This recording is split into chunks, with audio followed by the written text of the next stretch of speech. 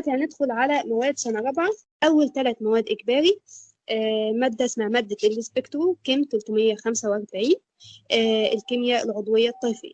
تاني مادة معانا هي مادة معمل كيمياء، ودي مادة 100 درجة كلهم بيكونوا على المعمل.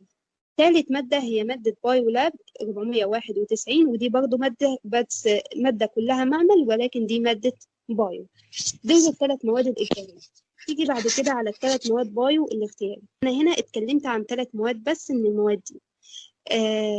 مادة نيوكليك بايو 451. تاني مادة من المواد البايو الاختيارية هي مادة الكلينيكال بايو. تالت مادة هي مادة الانزيمولوجي.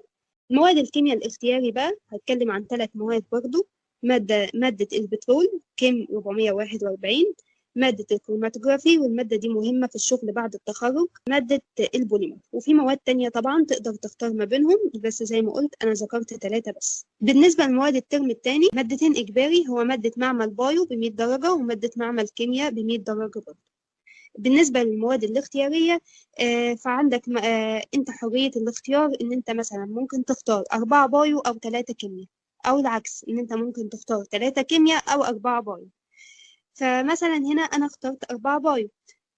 مواد البايو اللي اخترتها منها مادة الكانسر بيولوجي اللي هي مادة كيمياء الأورام، مادة الاضطراب الأيضي، مادة الجين ثيرابي اللي هي الهندسة الوراثية والعلاج الجيني، مادة البايوتكنولوجي اللي هي بايو 457.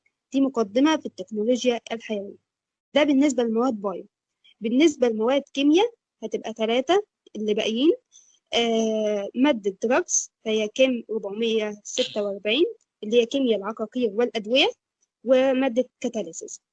وآخر مادة معانا هي مادة مشروع التخرج.